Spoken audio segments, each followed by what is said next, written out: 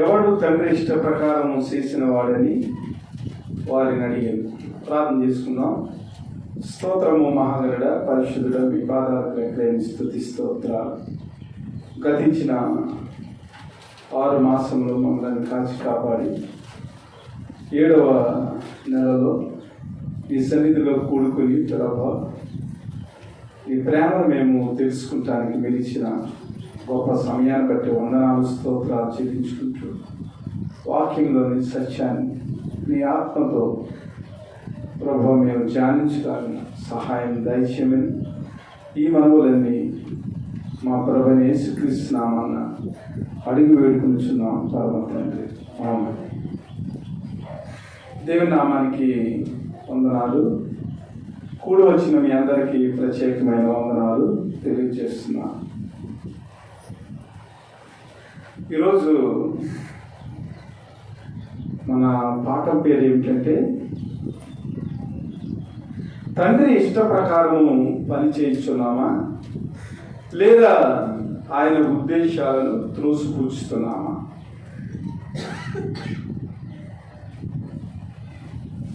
తండ్రి చిత్త ప్రకారము పని చేయించున్నామా, విధేయత చూపిస్తున్నామా, ఆయన మాటను గైకొనక ఆయన ఉద్దేశాలను గ్రహించలేక దేవుని యొక్క మాటను మనం త్రోసిపుచ్చుతున్నామా? ఇది ఈరోజు మనం ఆలోచించవలసిన ప్రశ్న. ప్రభువైన యేసుక్రీస్తు వారు అక్కడ ఉన్న వ్యక్తులకు, శాస్త్రులకు, పరిచయులకు, అనేక మంది ప్రజలకు దేవుని యొక్క స్వార్థ కొరకు, దేవుని యొక్క ఉద్దేశం కొరకు ఆయన బోధిస్తూ ఉన్నారు. బోధించే సమయంలో ఆయన యొక్క బోధ చాలా అధికారంతో కూడి ఉన్న బోధగా కనిపిస్తుంది. ఏంటి, వడ్లవాణి కుమారుడు, ఈయన ఏమీ చదువుకోలేదు, కానీ ఈయన యొక్క బోధ పరలోక సంబంధిత బోధగా, అధికారం కలిగిన బోధగా ఉంది. ఏమిటని అక్కడ ప్రజలకు చాలా ఆశ్చర్యం కలుగుతుంది. ఆశ్చర్యం కలిగి ఆయనను ప్రశ్నలు వేస్తున్నారు. ప్రశ్న వేస్తూ ప్రభుని అడిగారు, ఏ అధికారం వల్ల ఈ కార్యములు నేను చేయించున్నాను అది మీతో చెప్పను, మీకేమి తోచుచున్నది? ఏంటి, నీవు అధికారంతో బోధ చేస్తున్నావు, అధికారంతో ప్రజలను దేవుని వైపు తిప్పాలని చూస్తున్నావు. అసలు ఈ అధికారం నీకు ఎవడిచ్చాడు? అసలు ఈ బోధ ఏమిటి, ఉపదేశం ఏమిటి? ఇంత అధికారంతో నువ్వు ఎలాగ బోధిస్తున్నావని అక్కడ ప్రజలందరూ కూడా యేసు ప్రభుని రకరకాల ప్రశ్నలతో వేధిస్తూ ఉన్నారు. ప్రభు ఏమన్నాడంటే, ఏ అధికారం వలన నేను ఈ కార్యాలు చేస్తున్నానో అది మీకు చెప్పను, కానీ నేను ఒక ఉపమానం చెప్తాను, దాన్ని బట్టి మీరు అర్థం చేసుకోండి అని ప్రభు ఏం చేశాడంటే ఒక ఉపమానాన్ని చెప్పాడు. చాలా జాగ్రత్తగా మనం ఆలోచన చేయాలి. దేవుణ్ణి అంగీకరించిన వారిగా, దేవుని చేత అంగీకరింపబడే బిడ్డలుగా నడుచుకోవటం అనేది చాలా ధన్యకరం. తండ్రి ఇష్ట ప్రకారము విధేయత చూపించడం అనేది క్రైస్తవులుగా క్రీస్తు యొక్క మార్గాన్ని అనుసరించడం అనేది చాలా ముఖ్యమైన సంగతిగా మనం ఆలోచన చేయాలి. అయితే ఎవరైతే దేవుని చేత అంగీకరింపబడ్డారో, ఎవరైతే దేవుణ్ణి అంగీకరించారో వారికి దేవుడు తన యొక్క పరిచర్యలో, తన యొక్క పొలంలో పనిచేసే వారిగా ఆయన ఎన్నుకుంటాడు. ఎన్నుకున్న తర్వాత దేవుని యొక్క ప్రేమతో బాధ్యతలు అప్పచెప్పిన తర్వాత ఆ బాధ్యతలను మనం సక్రమంగా నిర్వర్తించాలి. అంతేకాని దేవుని యొక్క మాటను పెడచెవిన పెట్టి త్రోసిపుచ్చి మన యొక్క నిర్లక్ష్యాన్ని ప్రభు విషయంలో మనం ఏమాత్రం కూడా ప్రదర్శించకూడదు. ఇక్కడ ప్రశ్నలు అడిగే వారందరూ కూడా దేవుడిచ్చిన బాధ్యతలను మర్చిపోయి దేవుని యొక్క పనిని మర్చిపోయి, ధర్మశాస్త్రంలో ఉన్న విధులను పాటించడం మర్చిపోయి, దేవుని చిత్త ప్రకారము ఉపదేశం చేస్తున్నా, దేవుని చిత్త ప్రకారం అధికారముతో బోధిస్తున్న యేసుక్రీస్తు వారు ప్రశ్నలు అడుగుతున్నా. అందువల్ల దేవుడు ఏమన్నాడంటే, నేను ఏ అధికారంతో బోధిస్తున్నానో మీకు చెప్పను. ఎందుకంటే తండ్రి ఇష్ట ప్రకారం మీరు చేయటం లేదు, తండ్రి ఇష్ట ప్రకారం మీరు నడుచుకుంటాం లేదు. కానీ నడుచుకున్న నన్ను మీరు వేధిస్తున్నారు కనుక ఏ అధికారంతో నేను బోధిస్తున్నానో మీకు చెప్పను, కానీ ఒక ఉపమానాన్ని మీకు బయలుపరుస్తానని దేవుడు మాట్లాడాడు. మన జీవితంలో కూడా దేవుని యొక్క మాట ప్రకారం మనం నడుచుకోకుండా, అసలు దేవుడు ఏం చెప్పాడో మనం తెలుసుకోకుండా అందరినీ విమర్శించడానికి మనం బయలుదేరుతూ ఉంటాం. అసలు దేవుడు నాకు ఏ పని ఇచ్చాడు, దేవుడు ఎలాగ నడుచుకోమన్నాడు, దేవుని యొక్క నీతి ఏమిటి, దేవుని యొక్క ధర్మశాస్త్రం ఏమిటి, దేవుడు నన్ను అంగీకరించిన వ్యక్తిగా, దేవుని చేత అంగీకరింపబడే వ్యక్తిగా దేవుని ఇష్ట ప్రకారం నేను ఎలాగ జీవించాలని ఆలోచన చేసే బదులుగా మనం ప్రశ్నలు వేసి ఇతరులను విమర్శించే స్థాయిలోనికి మనము వెళ్ళిపోతాం. అందువల్ల ప్రభువైన యేసుక్రీస్తు వారు ఇక్కడ శాస్త్రులను పరిచర్యలను ఉద్దేశించి ఈ మాటలు చెప్తున్నాడు. ఒక మనుషునికి 2 కుమారులు ఉండేది. అతడు మొదటి వాని వద్దకు వచ్చి, కుమారుడా, నేడు పోయి ద్రాక్షారసంలో పనిచేయమని, ద్రాక్ష తోటలో పనిచేయమని చెప్పగా వాడు పోనని ఉత్తరం ఇచ్చాడు. కానీ పిమ్మట మనస్సు మార్చుకొని పోయాను. అతడు 2వ వాని వద్దకు వచ్చి ఆ ప్రకారమే చెప్పగా వాడు, అయ్యా, పోతులను కానీ పోలేదు. ఈ ఇద్దరిలో ఎవడు తండ్రి ఇష్ట ప్రకారము చేసిన వాడని వారిని అడిగాను. అందుకు వారు, మొదటి వారే అని. ఆలోచన చేయాలి. 2 కుమారులు ఉన్నారు తండ్రికి. తండ్రి దృష్టిలో 2 కుమారులు కూడా ప్రియమైన వారే. ఆలోచన చేయాలి. చాలా జాగ్రత్తగా దేవుని యొక్క వాక్యాన్ని ధ్యానం చేయాలి.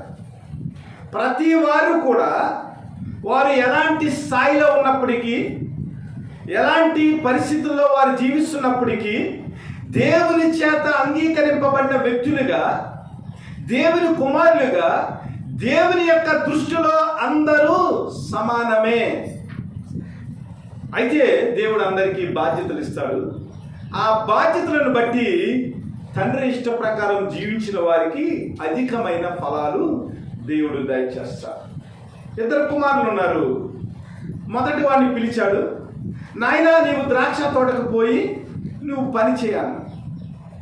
మొదటి వాడు ఏమన్నాడంటే, నేను వెళ్ళను అని చాలా మొహమాటం లేకుండా తండ్రికి నేను పోనని చెప్పేశాడు. 2వ వాడి దగ్గరికి వచ్చి, నాయనా, నువ్వు వెళ్ళి మన ద్రాక్ష తోటలో పని చేయమని అడిగాడు. 2వ వాడు ఏమన్నాడంటే, నేను వెళ్తాను తండ్రి అని అన్నాడు. కానీ వాడు వెళ్ళలేదు. మొదటి వాడు వెళ్ళనని అన్నాడు, కానీ మనస్సు మార్చుకొని వాడు ఏం చేశాడంటే, తండ్రి మాటను గ్రహించి ద్రాక్ష తోటలోనికి వెళ్ళి వాడు పని చేశాడు. అక్కడున్న ప్రశ్నలు వేసే వ్యక్తులను అడిగాడు ప్రభు, వీరిద్దరిలో ఎవరు తండ్రి ఇష్ట ప్రకారం చేశారంటే వారు ఏమన్నారంటే, మొదటి వాడే అనేది. ఓకే, లైన్ వచ్చేసింది. ప్రభువైన యేసుక్రీస్తుకి దేవుడు ఎంత గొప్పడంటే, మనం వేసే ప్రశ్నలకు మన ద్వారానే ఆయన సమాధానం చెప్పించే దేవుడు. వారిని చూసి ప్రభు ఏమన్నాడంటే, సుంకరులను వేశ్యలను మీకంటే ముందుగా దేవుని రాజ్యంలో ప్రవేశించరని మీతో నిశ్చయముగా చెప్పుచున్నాను. యాహాను నీతి మార్గమున మీ వద్దకు వచ్చెను, మీరు అతన్ని నమ్మలేదు. అయితే సుంకరులను వేశ్యలను అతన్ని నమ్మిరి. మీరు అది చూసి అతన్ని నమ్మనట్లు పశ్చాత్తాప పడకపోయి ఉంటుంది అని ప్రభువైన యేసుక్రీస్తు వారితో మాట్లాడారు. ఇక్కడ విషయం ఏమిటంటే, మొదటి కుమారుడితో సమస్య లేదు. మొదటి కుమారుడితో తండ్రికి సమస్య లేదు. 2వ కుమారుడితోటే తండ్రికి సమస్య. ఈ 2వ కుమారుడు ఎవరంటే, ఈ రోజున క్రైస్తవ సంఘాలలో ఉన్న వ్యక్తుల జాబితా. దేవుని యొక్క వాక్యాన్ని వింటారు, దేవుని చిత్త ప్రకారము, దేవుని ఇష్టానుసారముగా తండ్రికి ప్రియమైన కుమారులుగా వారు జీవించాలని అనుకుంటా ఉంటారు. దేవుని దగ్గర నిబంధన చేస్తూ ఉంటారు. కానీ దేవుని యొక్క చిత్తానుసారముగా వారు ప్రవర్తించక వారి యొక్క క్రియలను బట్టి వారు దేవుణ్ణి వ్యతిరేకించిన వారిగా, దేవుణ్ణి త్రోసిపుచ్చే వారిగా వారి జీవితాలు ఉంటాయి. రెండో కుమారుడి గురించి మనం ఆలోచన చేసినప్పుడు వాడు పోతానని అన్నాడు, కానీ వాడు క్రియల వల్ల దేవుణ్ణి త్రోసిపుచ్చినట్లుగా, పైకైతే తండ్రి దగ్గరకు వచ్చినప్పుడు తండ్రి నీ మాట వింటాను, ద్రాక్ష తోటలోకి వెళ్ళి నేను పని చేస్తానని అన్నాడు, కానీ వాడు క్రియను బట్టి దేవుని యొక్క మాటను త్రోసిపుచ్చి వాడి యొక్క అవిధేయతను వాడు చూపించినట్లుగా మనకు కనబడుతుంది. ఇక్కడ ప్రశ్నలు వేసిన వారందరూ కూడా సుంకరులు, పరిసయ్యులు, వీరందరూ కూడా దేవుని యొక్క బోధన వింటా ఉన్నారు, దేవుని యొక్క ధర్మశాస్త్రాన్ని వారు చదువుతా ఉన్నారు. కానీ వారి జీవితాల్లో దేవుని యొక్క ధర్మశాస్త్రాన్ని, నీతిని పాటించలేని వారిగా, వారి క్రియలను బట్టి దేవుని యొక్క ఉద్దేశం నుంచి తప్పుకొని త్రోసిపుచ్చిన వారిగా వారి జీవితాలు కనబడుతున్నాయి. కాబట్టి మన జీవితంలో కూడా దేవుని యొక్క మాటను మనం వింటున్నప్పుడు, దేవుని యొక్క వాక్యాన్ని మనం చదువుతూ ఉన్నప్పుడు మన జీవితంలో దేవుని యొక్క మాటకు విలువిచ్చి రెండో కుమారుడిలాగా త్రోసిపుచ్చే వారిగా ఉన్నామా, లేదా మొదటి కుమారుడిలాగే ముందరే దేవుని యొక్క బోధను తృణీకరించే వారిగా ఉన్నామా? ఇక్కడ మనం లోతుగా ఆలోచన చేసినట్లయితే వారి జ్ఞానాన్ని బట్టి మొదటి వారు అన్నారు, కానీ నా దృష్టిలో అయితే ఇద్దరు కుమారులు కూడా తండ్రికి వ్యతిరేకమైన వారే. ఇద్దరు కుమారులు కూడా తండ్రికి వ్యతిరేకమైన వారే. మొదటి వాడిని అడిగినప్పుడు నేను పోలేనన్నాడు, వ్యతిరేకత చూపించా. ఆ తర్వాత వాడు మారు మనసు పొంది దేవుని యొక్క పనిలో వాడు చేరాడు. కానీ మొట్టమొదటిగా వాడి యొక్క మనస్తత్వాన్ని కనుక మనం ఆలోచన చేసినట్లయితే వాడు మొదటిసారే తండ్రి అడిగినప్పుడే తండ్రి యొక్క ముఖాన్ని చూడకుండా, తండ్రి యొక్క ఉద్దేశాన్ని అర్థం చేసుకోకుండా, ఎందుకు నా తండ్రి ద్రాక్ష తోటలో నన్ను పనిచేయమన్నాడు, అసలు ఈ ద్రాక్ష తోట ఎవరిది, అసలు ద్రాక్ష తోట ఏమిటి, దేవుని యొక్క పరిచర్యలో దేవుడిచ్చిన పనిని మనం ఎందుకు ముందుగానే మనం త్రోసిపుచ్చుతున్నాం, మన అవిధేయతను ఎందుకు చూపిస్తున్నాం, ఇది ఆలోచన చేయాలి. కాబట్టి నా దృష్టిలో అయితే వీరిద్దరూ కూడా తండ్రి ఇష్టానుసారముగా ప్రవర్తించని కుమారులే. కాకపోతే ఒకడేమో మారు మనసు పొందినవాడు, ఇదిగో తండ్రికి వ్యతిరేకంగా నేను జీవిస్తున్నానని మారు మనసు పొంది దేవుని యొక్క సేవలో, దేవుని యొక్క పొలంలో పరిచర్య చేసిన వాడిగా కనపడుతున్నాడు. రెండవ వాడైతే వాడి జీవితంలో దేవుని మాట విన్నట్టు ఉంటున్నాడు, కానీ నిజమైన పశ్చాత్తాపము, మారు మనసు, తండ్రి మీద ప్రేమ, దేవుని యొక్క ఫలమ ఎడల శ్రద్ధ లేని వ్యక్తిగా ఈ వ్యక్తి కనపడుతున్నాడు. వారు సుంకరులు, పరిచర్యలుగా దేవుడు మాట్లాడుతున్నాడు. అందుకని వారి గురించి ఏం మాట్లాడుతున్నాడంటే, యాహాను నీతి మార్గమును మీ వద్దకు వచ్చెను, మీరు అతన్ని నమ్మలేదు, అయితే సుంకరులను, వేశ్యలను అతన్ని నమ్మిరి, మీరు అది చూసి అతన్ని నమ్మునట్లు పశ్చాత్తాప పడక పోతిరి అంటున్నాడు. ఆన్సర్ చెప్పేశారు.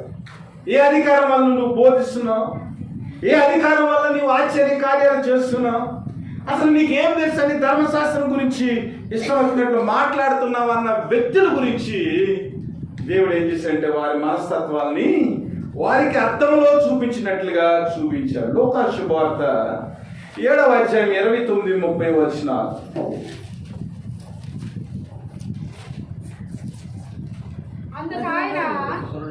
ప్రజలందరూ సుంకరులను యోహాను బోధ విని అతడిచ్చిన బాప్తిస్మము పొందిన వారై దేవుడు న్యాయవంతుడని ఒప్పుకుని, గాని పరిసయ్యులను, ధర్మశాస్త్ర ఉపదేశకులను అతని చేత బాప్తిస్మము పొందక తమ విషయమైన దేవుని సంకల్పమును నిరాకరించి.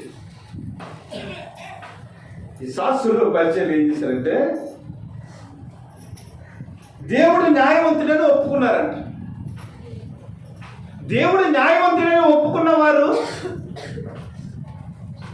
దేవుని ఇష్ట ప్రకారం చేయాలి కదా. ఆలోచన చేయండి. మనం అందరం దేవుణ్ణి నమ్ముకుంటున్నామండి. దేవుడు మనల్ని విమోచించాడండి, తన రక్తంతో కడిగాడండి, మనల్ని అంగీకరించాడండి తన బిడ్డలుగా. మనము శత్రువులుగా ఉన్నాము, బలహీనులుగా ఉన్నాము, దేవునికి వ్యతిరేకమైన పనులు చేస్తూ ఉన్నాము. అయినా దేవుడు క్షమించి మనలను ఆయన బిడ్డలుగా అంగీకరించినప్పుడు, దేవుడు న్యాయవంతుడిగా మనం ఒప్పుకున్నప్పుడు, దేవుని యొక్క మాటలు మన జీవితాల్లో ఎందుకు పాటించలేకపోతున్నాం? నువ్వు వెళ్తావా నాయన పొలంలోనికి? వెళ్తాను తండ్రి. వెళ్తానని చెప్పినోడు వెళ్ళకుండా ఎందుకు ఉండిపోయాడు? ఇక్కడ రెండో కుమారుడికి సాదృశ్యంగా పరిసయ్యులను ధర్మశాస్త్ర ఉపదేశకులను అతని చేత బాప్తిస్మం పొందక తమ విషయమైన దేవుని సంకల్పమును నిరాకరించిరి. యోహాను చెప్తున్న బోధ చాలా బాగుంది. దేవుడు న్యాయవంతుడని చెప్తున్నా, బాప్తిస్మం తీసుకోమంటున్నా, మంచిదే. కానీ వారు ఏం చేశారంటే యోహాను ఇచ్చే బాప్తిస్మాన్ని వారు పొందక దేవుని యొక్క సంకల్పమును నిరాకరించిరి. మన జీవితంలో కూడా దేవుని యొక్క విషయం మనకు అర్థం కాదు. అర్థమవుకు మనం ఏం చేస్తామంటే మనం ఇష్టం వచ్చినట్లు మనము ప్రవర్తిస్తూ ఉంటాం. అసలు దేవుని సంకల్పం ఏమిటి? దేవుడు మనల్ని ఎందుకు పిలిచాడు? దేవుడు తన పొలంలో ఎందుకు పని చేయమంటున్నాడు? ఒకవేళ పొలంలో పని చేస్తే ఆ పొలం నుంచి వచ్చిన ఫలాలు మనం తప్ప ఎవరు అనుభవిస్తాము? ఆలోచన చేయాలి. ఈ రోజున యూత్ కూడా అనేక కుటుంబాల్లో దేవుని యొక్క చిత్తాన్ని లేదా తండ్రి యొక్క చిత్తాన్ని, కుటుంబం యొక్క చిత్తాన్ని గ్రహించలేని వ్యక్తులుగా మనం ఉండిపోతున్నాం. ఒకవేళ అత్తగారు ఏదైనా చెప్పింది అనుకో, ఎందుకు చెప్పింది? నా కొరకే కదా చెప్పింది, నాకు హెడ్ కదా, ఆవిడ ఇష్టానుసారంగా నేను జీవించాలి కదా అని వాళ్ళు అనుకుంటలేదు. తండ్రి నాకు ఎందుకు చెప్పాడు ఈ మాట? నేను ఎదురు తిరగాలి? తండ్రి చిత్త ప్రకారం నడుచుకుంటే తండ్రి నా క్షేమాన్ని ఆలోచించే కదా ఈ మాట చెప్తాడని కుమారులు అనుకుంటలేదు, కుమార్తెలు అనుకుంటలేదు. అనగా దేవుని యొక్క చిత్తము, కుటుంబంలో యజమాని యొక్క సంకల్పాన్ని నిరాకరించే బిడ్డలుగా, భర్త యొక్క సంకల్పాన్ని నిరాకరించే భార్యలుగా, తండ్రి యొక్క చిత్తాన్ని నెరవేర్చలేని కుమారులుగా ఈ లోకంలో కుటుంబాలు ఏమవుతుందంటే అస్తవ్యస్తమైపోతుంది. కాబట్టి మన జీవితంలో దేవుని యొక్క చిత్తాన్ని గ్రహించిన వారిగా, కుటుంబాల్లో యజమాని యొక్క చిత్తాన్ని గ్రహించే వారిగా, పెద్దల యొక్క చిత్తాన్ని గ్రహించే వారిగా మనం ఉండాలి. కానీ దేవుని యొక్క సంకల్పాన్ని నిరాకరించే వారిగా మనం ఏమాత్రము కూడా ఉండటానికి వీలు లేదు. కాబట్టి శాస్త్రుల గురించి, పరిచర్యల గురించి దేవుడు ఏం చేశాడంటే, యోహాను చెప్పిన బోధన మీరు నిరాకరించారు, యోహాను ఇచ్చిన బాప్తిస్మాన్ని మీరు పొందలేదు. అందుకని యోహాను 3వ అధ్యాయంలో చెప్తూ ఉంటాడు, మత్తయిలోని, మార్కులోని, మరి 3వ అధ్యాయంలో చెప్తూ ఉంటాడు యూదులను, అలాగే అక్కడ ఉన్న సుంకరులను ఉద్దేశించి, ఇదిగో సర్ప సంతానమా, అబ్రహాము మీ తండ్రి అని అంటున్నారు, కానీ మీ తండ్రి చెప్పిన చిత్త ప్రకారం మీరు చేయటం లేదు. మీ మీదకి ఉగ్రత వచ్చేస్తుంది, చెట్టు వేరిన గొడ్డలి ఉంచబడి ఉన్నది మీ కొరకు అంటున్నారు. అంటే మాట వినేవారిగా ఉంటున్నారు, కానీ దేవుని చిత్తానుసారముగా జీవించే పరిస్థితి మన జీవితాల్లో లేనప్పుడు దేవుని యొక్క ఉగ్రత చెట్టు వేరున ఉన్న గొడ్డల్లాగా ఉంటుందని అక్కడున్న యూదుల గురించి, శాస్త్రుల గురించి, పరిచర్యల గురించి యోహాను మాట్లాడినట్లుగా మనం చూస్తూ ఉన్నాం. కాబట్టి దేవుని బిడ్డలారా, మన జీవితంలో దేవుని యొక్క పరిచర్యను మనము పాటించే వారిగా, దేవుని యొక్క చిత్తాన్ని గ్రహించే వారిగా మనం నడుచుకోవటం అనేది చాలా ముఖ్యమైన విషయమని మనము అర్థం చేసుకోవాలి. మత్తయి శుభవార్త 6వ అధ్యాయము 10వ వచనము. నీతి నిమిత్తము హింసింపబడిన 6వ అధ్యాయము 10వ వచనము. కాబట్టి మీరు ఇలాగూ ప్రార్థన చేయుడి, పరలోకమందున్న మా తండ్రి, నీ నామము పరిశుద్ధపరచబడునుగాక, నీ రాజ్యము వచ్చునుగాక, నీ చిత్తము పరలోకమందు నెరవేరుచున్నట్లు భూమి యందును నెరవేరుగాక. శిష్యులు వచ్చి ప్రార్థన గురించి అడుగుతున్నారు ప్రభువైన యేసుక్రీస్తుని. ప్రభువైన యేసుక్రీస్తు వారు శిష్యులకు ఏం చెప్పాడంటే, మీరు ఇలాగూ ప్రార్థన చేయండి. అదేమిటంటే, పరలోకమందున్న మా తండ్రి, నీ నామము పరిశుద్ధపరచబడునుగాక, నీ రాజ్యము వచ్చునుగాక, నీ చిత్తము పరలోకమందు నెరవేరుచున్నట్లు భూమి మీద నెరవేరునుగాక. దేవుని స్తోత్రం. పరలోక ప్రార్థన మనం చేస్తూ ఉంటాం. ప్రతి ఆదివారం కూడా అందరం నుంచుని పరలోకమందున్న దేవునికి ప్రార్థన చేస్తూ ఉంటాం. కానీ ఈ ప్రార్థనలో మొట్టమొదటి అంశం ఏమిటంటే, పరలోకమందున్న దేవుని యొక్క నామము పరిశుద్ధపరచబడినట్లు, ఆయన చిత్తము జరుగునట్లు. పరలోకమందు ఎలాగైతే దేవుని యొక్క చిత్తము జరుగుతుందో, పరలోకంలో దేవదూతలు ఉన్నారు, పరలోకంలో దేవుని యొక్క సింహాసనం ఉంది. కానీ ఆ పరలోకంలో ఉన్న దేవుని యొక్క సింహాసన చిత్తాన్ని మనము నెరవేర్చే వారిగా ఉంటున్నామా లేదనేది మనము గ్రహించాలి. ఇక్కడ ప్రభు శిష్యులకు చెప్తూ ఏమంటున్నాడంటే, నీ చిత్తము పరలోకమందు నెరవేరినట్లు భూమి యందును నెరవేరునుగాక. పరలోకంలో దేవుని యొక్క చిత్తం నెరవేరుతుందండి.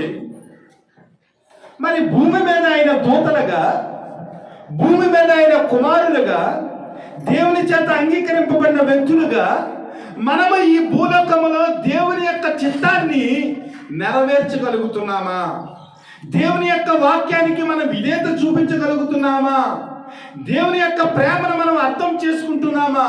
ఇదిగో ప్రభా, నా కొరకు కలవరిగిల్లో నీవు త్యాగం చేసావు ప్రభా, నా పాపము నిమిత్తము ప్రభా, నీవు దున్నబడిన శరీరము కానీ శరీరం అయిపోయింది ప్రభా. అయ్యో ప్రభా, నాకు అనేక రకాల ఆశీర్వాదాలు నా జీవితంలో ప్రభా నీవు దయచేసావని ప్రార్థన చేస్తున్నావు. అయితే పరలోకమందున్న దేవుని యొక్క చిత్తాన్ని ఈ లోకంలో నెరవేర్చే వారిగా, దేవుని కుమారులుగా మన జీవితం ఉంటుందా? దేవుని యొక్క వాక్కును త్రోసిపుచ్చే వారిగా ఉంటున్నామా?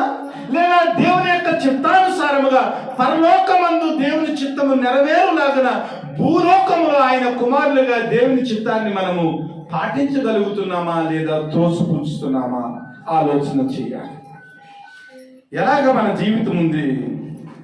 మత్తయి శుభవార్త 12వ అధ్యాయము 46 నుంచి 50 వరకు మనము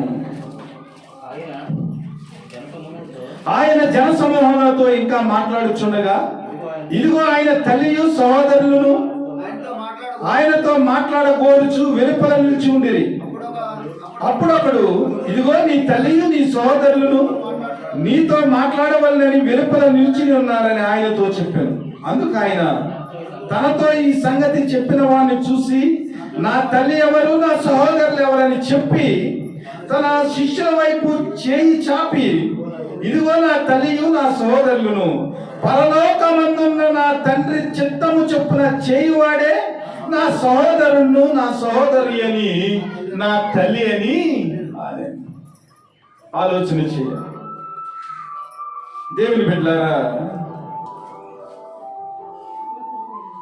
ఈ లోకపరమైన రక్త సంబంధాన్ని బట్టి మనం ఏమనుకుంటామంటే, నా తల్లి నా తండ్రి అని అనుకుంటాం.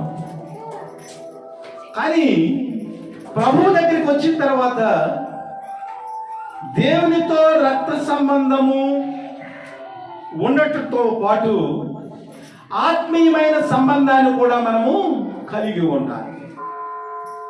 తల్లిదండ్రులు వచ్చారు, సహోదరులు వచ్చారు, అందరూ వచ్చారు.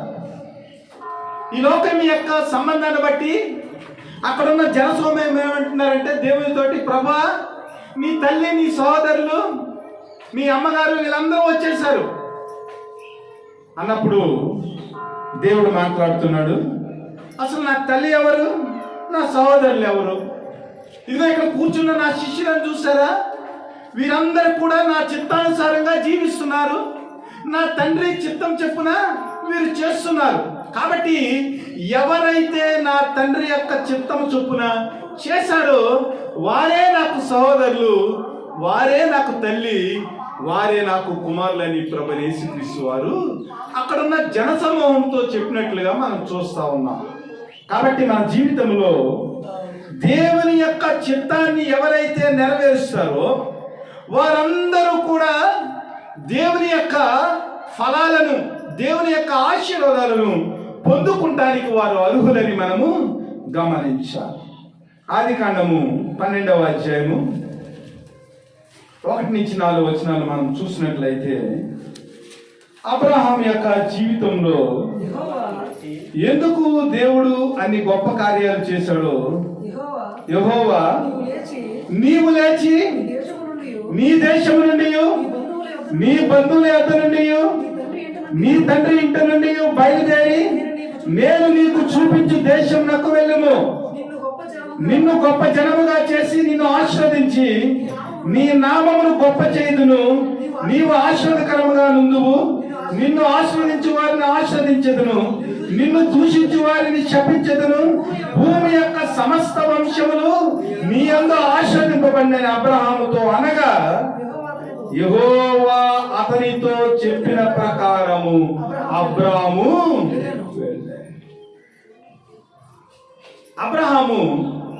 చాలా కంఫర్ట్ జోన్లో ఉన్నాడు. It's very comfort. కల్దీల దేశంలో మంచి ఆస్తి కలిగి 318 మంది సేవకులు ఉన్నారండి అబ్రహాము. ఎంతమంది? 318 మంది సేవకులు ఉన్నారంటే ఎంత గొప్ప ఆస్తివంతుడో అబ్రహాం గురించి ఆలోచన చేయాలి. ఇంత గొప్ప ఆస్తి ఉన్న అబ్రహాం దగ్గరికి వెళ్ళి దేవుడు అన్నాడు, ఇదిగో అబ్రహామా, నీ దేశం నుండి, నీ బంధువుల నుండి, నీ తండ్రి ఇంటి నుండి నువ్వు బయలుదేరి నేను చూపించే దేశానికి వెళ్ళిపోవాలి. ఆ దేశం పేరు కూడా అబ్రహాముకి దేవుడు చెప్పలేదు. ఆలోచన చేయండి. అలాగన్న వెంటనే అబ్రహాముకి ఒక ఆశీర్వాదానికి కూడా ఇచ్చాడు దేవుడు. ఇదిగో నీవు నా మాట కనుక వింటే అనేక మందికి నిన్ను తండ్రిగా చేస్తాను, గొప్ప జనాంగాన్ని నీకు ఇస్తాను.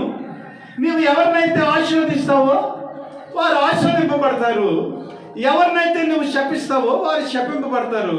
కాబట్టి నీవు లేచి నేను చూపించే దేశానికి వెళ్ళని అబ్రహాముని దేవుడు ఒక ఆజ్ఞ వేశాడు. వేసిన వెంటనే యెహోవా అతనితో చెప్పిన ప్రకారము అబ్రహాము వెళ్ళాడు. ఆలోచించేయండి. ఎంత కంఫర్ట్ జోన్లో ఉంటే ఎవరమైనా మనము ప్రభుని ఒక ప్రశ్న అడగకుండా ఉంటామా? ప్రభు 318 మంది సేవకులేటి, ఇక్కడ పెద్ద బిల్డింగ్ ఏమిటి, పశువులేటి, సంపదేటి, నా బంధువులేటి, నా ఆస్తిపాస్తులేంటి, ఇవన్నిటిని వదిలేసి అసలు ఏ దేశానికి వెళ్ళాలో తెలియని పరిస్థితుల్లో నన్ను వెళ్ళిపోమంటున్నావు ఏంటి ప్రభా? అడగొచ్చు కదా అబ్రహాము.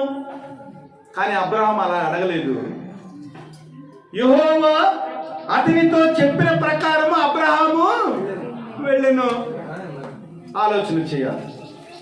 తండ్రి ఇష్ట ప్రకారము జీవించే వ్యక్తులుగా దేవుడు చెప్పిన వెంటనే దేవుడి యొక్క చిత్తాన్ని గ్రహించి, దేవుని యొక్క మనసును గ్రహించి మనము దేవుని మాటతో ఏకీభవించి దేవుడు వెళ్ళమన్న చోటకి వెళ్ళగలుగుతున్నామా? పక్కనున్న వారు కృతజ్ఞత కూడిక పెట్టించుకుంటేనే మనం వెళ్ళాం. పగలైతే వెళ్తాము, నైట్ అయితే వెళ్ళాం. మనకు వీలుంటే వెళ్తాము, వీలు లేకపోతే వెళ్ళము. You are having so many conditions to worship the lord. దేవుణ్ణి ఆరాధించేదానికి, మన సహోదరితో కలిసి దేవుని యొక్క ఆ నామాన్ని హెచ్చించేదానికి మనకు రాత్రి అయితే వెళ్ళాం, పగలైతే వెళ్తాం. మనకి ఇష్టమైతే వెళ్తాం, ఇష్టం కాకపోతే వెళ్ళాం. కానీ అబ్రహాం అలా కాదు. వెరీ కంఫర్ట్ జోన్లో ఉన్నాడు. ఏ దేశం వెళ్ళాలో తెలీదు, కానీ నువ్వు వెళ్ళంటే వెంటనే బయలుదేరి 318 మంది సేవకులతో ఆ ఊరు విడిచి వెళ్ళిపోతా ఉన్నాడు. అనేక మంది ప్రజలు అడుగుతున్నారు, అబ్రహామా నువ్వు ఎక్కడికి వెళ్తున్నావు? ఈ జనాంగాన్ని ఎక్కడ తీసుకెళ్తున్నావు? అబ్రహాం ఏమన్నాడు తెలుసా? నేను ఎక్కడికి వెళ్తున్నానో నాకు తెలియదు, కానీ నా దేవుడని యెహోవా ఒక మాట నాకు చెప్పాడు, నేను చూపించే దేశానికి వెళ్ళమన్నాడు, కాబట్టి నేను వెళ్ళిపోతున్నాను అన్నాడు. ఏ దేశం ఏమో నాకు తెలీదు, వెళ్ళమన్నాడు, వెళ్తున్నాను అంతే. దేవుని బిడ్డలారా, మన జీవితంలో ఇలాంటి విధేయత మనము కలిగి ఉన్నామా? అసలు ప్లేస్ చెప్తేనే మనం వెళ్ళని పరిస్థితి. ప్లేసు చెప్పకుండా దేవుని చిత్తాన్ని గ్రహించి దేవుడు ఎందుకు వెళ్ళమన్నాడని, ఎందుకు పని చేయమన్నాడని దేవుని యొక్క మాటలు పట్టుకుని వెళ్ళే పరిస్థితి మనకి ఉందా? ఆలోచన చేయాలి. లేదంటే ఎప్పుడు కూడా కంఫర్ట్ జోన్లోనే మనం ఉండేదానికి ప్రయత్నం చేస్తున్నామా? ఆలోచన చేయాలి.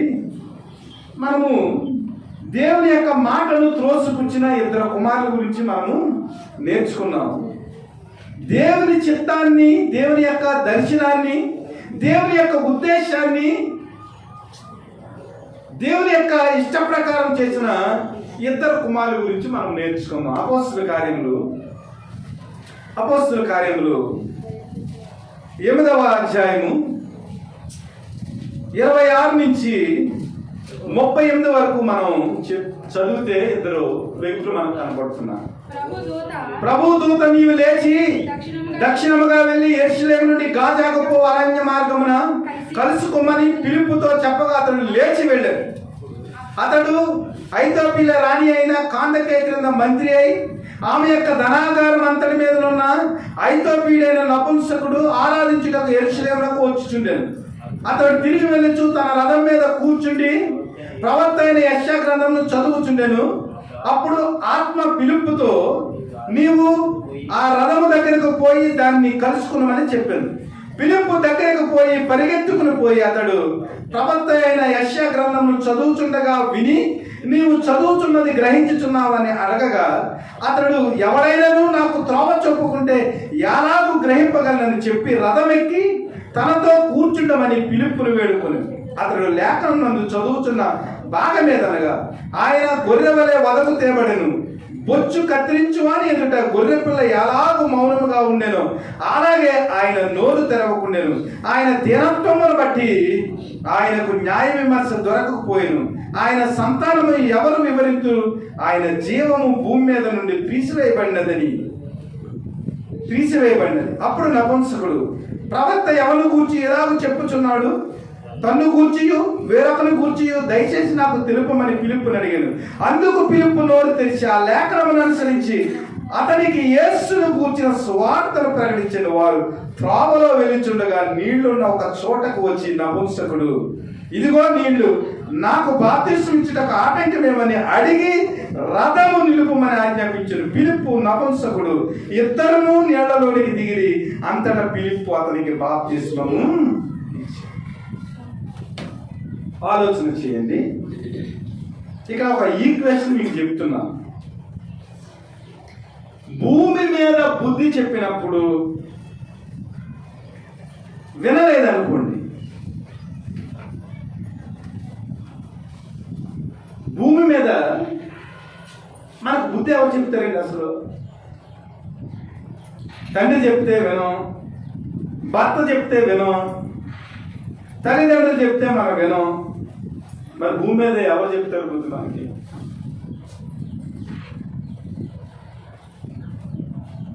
దేవుని యొక్క వాక్యంలో ఏముందంటే హెబ్రీ పత్రికలో లాస్ట్ వార్నింగ్ అన్నమాట. భూమి మీద బుద్ధి చెప్పినప్పుడు నువ్వు వినకపోతే పరలోకమందున్న తండ్రి వచ్చినప్పుడు నీ పరిస్థితి ఏమిటి? దేవుని నమ్ముకున్న బిడ్డల ఇంటి దగ్గర నుంచే దేవుని యొక్క తీర్పు మొదలు పెడితే దేవుని నమ్ముకొని ప్రజల విషయంలో తీర్పు ఎలా ఉంటుంది ఆలోచన చేయి. అసలు దేవుని యొక్క మాటను మనం వినలేదని విశ్వాసమైన మన ఇంటి దగ్గర నుంచే దేవుని యొక్క తీర్పు వస్తే అసలు దేవుని అంగీకరించని వ్యక్తుల జీవితాల్లో తీర్పు ఎంత కఠినంగా ఉంటుంది. కాబట్టి భూమి మీద బుద్ధి చెప్పినప్పుడు మీరు ఏం చేయాలి? ఆలకించండి అంటున్నాడు పౌలు గారు. ఇక్కడ ఇద్దరు కుమారులు ఉన్నారు. ఒక కుమారుడు ఫిలిప్పు, రెండవ కుమారుడు నపుంసకుడు. అతను ఇథియోపియా దేశానికి చెందిన మంత్రి. ఒక రాణి దగ్గర, కాందెక్ అనే రాణి దగ్గర ఆయన మంత్రిగా పనిచేస్తా ఉన్నాడు. ఫిలిప్పు దేవుని యొక్క సువార్తను, దేవుని గురించిన సాక్ష్యాన్ని ఆయన సమరయ గ్రామంలో విస్తారముగా దేవుని యొక్క వాక్యాన్ని ప్రకటిస్తా ఉన్నాడు. 25వ వచనాన్ని మనం చూసినట్లయితే, అతడు వారు సాక్ష్యం ఇచ్చుచు ప్రభు వాక్యమును బోధించి యెరూషలేమునకు తిరిగి వెళ్ళుచు సమరయ అనేక గ్రామాలలో సువార్తను ప్రకటన చేస్తా ఉన్నాడు. ఎవరు? ఫిలిప్పు, కొంతమంది శిష్యులు. అలాంటి పరిస్థితుల్లో దేవుని యొక్క ఆత్మ వచ్చింది ఫిలిప్పు దగ్గరికి వచ్చి, నీవు లేచి దక్షిణముగా వెళ్ళి యెరూషలేము నుండి గాజాకు పోవు అరణ్య మార్గమును కలుసుకోమని ఫిలిప్పుతో చెప్పగా అతను లేచి వెళ్ళాను. ఇక్కడ ఆలోచన చేయాలి. యెరూషలేము నుంచి గాజాకు పోవు అరణ్య మార్గం. అరణ్య మార్గం అంటే ఏంటో తెలుసా? ఎడారి మార్గం. యెరూషలేము నుంచి గాజాకు చాలా దూరము, కానీ ఆ రూటులో నుంచి నడిచి వెళ్ళాలంటే చాలా కష్టం. అసలు 2000 సంవత్సరాల క్రితము అరణ్య మార్గము కొండల ప్రదేశం అయితే ఆ మార్గము గుండా వెళ్ళటం ఎంత కష్టమో ఆలోచన చేయాలి. ఇప్పుడున్న పరిస్థితుల్లో రోడ్లు లేని ప్రాంతంలో బస్సు వెళ్ళటం అంటే, రోడ్లు లేని ప్రాంతంలో మనుషులు నడిచి వెళ్ళటం అంటే, రోడ్డు లేని ప్రాంతంలో ఏదైనా ఒక 2 వీలర్లో మనం వెళ్ళాలంటే ఎంత కష్టపడిపోతామో 4-5 కిలోమీటర్లకి. కానీ ఎడారి మార్గము, అరణ్య మార్గము, చీకటి మార్గము, అలాంటి చీకటి మార్గములో యెరూషలేము నుండి గాజాకు వెళ్ళి, గాజా చాలా ఓల్డ్ సిటీ ఇథియోపియాలో. ఇథియోపియా దేశము ఇప్పటికీ కూడా ఇథియోపియా దేశస్తులు నల్లగా ఉంటారు. దీని గురించి మనం ప్రసంగం చెప్పుకున్నాం. చిరతపులి తన మచ్చలను మార్చుకునగలదా? ఇథియోపియా దేశస్తులు తన చర్మమును మార్చుకునగలడా? ఎందుకంటే ఇథియోపియా దేశము చాలా వెనకబడిన ఆఫ్రికా దేశము, ఈజిప్ట్కి దగ్గర ఉన్న దేశం ఇదంతా. అక్కడ ప్రజలు చాలా నల్లగా ఉంటారు. వారికి ఏ విధమైన వసతులు ఉండవు. ఇప్పటికీ కూడా ఆ కంట్రీస్ అలాగే ఉన్నాయి. అలాంటి చోటకి వెళ్ళి చక్కగా సమరయలో, యెరూషలేములో మంచి హ్యాపీగా బోధ చేస్తూ ఉన్నారు ఫిలిప్పు వాళ్ళని. అలాంటి పరిస్థితుల్లో ఫిలిప్పు లేచి పరిశుద్ధాత్మ ఏమన్నాడంటే, నీవు లేచి దక్షిణముగా వెళ్ళి యెరూషలేము నుండి గాజాకు పోవు అరణ్య మార్గంలో కలుసుకోమని ఫిలిప్పుతో చెప్పగా అతడు లేచి వెళ్ళను. Obedience to the will of God. దేవుని యొక్క చిత్తాన్ని పాటించేవారుగా నువ్వు గాజాకి వెళ్ళాలంటే, అక్కడ నాకు ఒక ప్రియమైన కుమారుడు ఉన్నాడు, నపుంసకుడు, కాందకే రాణి దగ్గర మంత్రిగా పనిచేస్తున్నాడు. ఈ నపుంసకుడు గురించి మనం ఆలోచన చేసినట్లయితే, దేవుని యొక్క వాక్యాన్ని వినటానికి యెరూషలేము, గాజా నుంచి యెరూషలేము వరకు ప్రతి ఆదివారము రథం వేసుకుని దేవుని యొక్క మందిరంలో వాక్యాన్ని వినటానికి వెళ్తూ ఉన్నాడండి. దేవుని యొక్క వాక్యం వల్ల మనకు ప్రేమ ఉంటే, దేవుని యొక్క చిత్తాన్ని కనుక మనము గ్రహించినట్లయితే, రక్షణ విలువ ఏమిటో మనము ఆలోచన చేసినట్లయితే, ప్రభువైన యేసుక్రీస్తు కలువరిలో మన కొరకు ఎందుకు చనిపోయి మనకు విమోచన అనుగ్రహించాడో, పరలోకాన్ని ఎందుకు సిద్ధపరిచాడో ఆ ఆలోచన మన జీవితాల్లో ఉంటే, నీవు ఎక్కడికైనా వెళ్ళి దేవుని యొక్క వాక్యాన్ని వినగలవు. ఈ నపుంసకుడికి ఎంత ఆశ చూడండి. అన్యుడు ప్రతి వారము కూడా రథం ఎక్కి గాజా నుండి యెరూషలేముకి వెళ్ళి దేవుని యొక్క వాక్యాన్ని వినటానికి ప్రయాసపడుతున్నాడు. ఆ ఒక వ్యక్తి కొరకు దేవుడు తన ప్రియ శిష్యుడైన ఫిలిప్పును పంపించాడు. ఇదిగో ఫిలిప్పు, నాకు ఇష్టమైన ఒక కుమారుడు ఉన్నాడు, నా వాక్యం మీద శ్రద్ధ కలిగిన వాడు, ప్రతి ఆదివారము ప్రతి విశ్రాంతి దినము నా కొరకు గాజా నుండి రథం వేసుకుని యెరూషలేముకి వెళ్ళి నా వాక్యం మీద ఆసక్తి కలిగి ఉన్నాడు. కాబట్టి అతని జీవితంలో విమోచన కలిగేదానికి, రక్షణ కలిగేదానికి నీవు వెళ్ళి దేవుని యొక్క వాక్యాన్ని నీవు వివరించి నువ్వేం చేయాలంటే అతనికి బాప్తిస్మం ఇమ్మని చెప్పినప్పుడు ఆత్మ చేత ఏం చేశాడంటే ఫిలిప్పు అరణ్య మార్గంలో వెళ్ళి రథము నడుస్తూ ఉంది.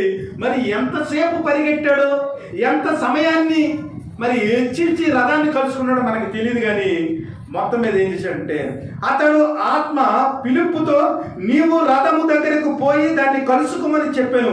ఫిలిప్పు దగ్గరకు పోయి పరిగెత్తుకుని పోయి అతడు ప్రవక్త అయిన యెషయా గ్రంథము చదువుతుండగా విని. నిజంగా దేవుని సేవ ఎడల, దేవుని వాక్యం ఎడల, ప్రార్థన ఎడల మనకింత ఆసక్తి ఉందా?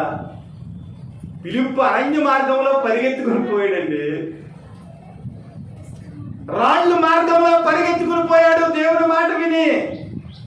ఎన్ని కిలోమీటర్లు పరిగెత్తాడో మనకి తెలియదు. కానీ మొత్తం మీద రథాన్ని పట్టుకున్నాడు. రథం ఎంత స్పీడ్గా వెళ్తుందండి అసలు.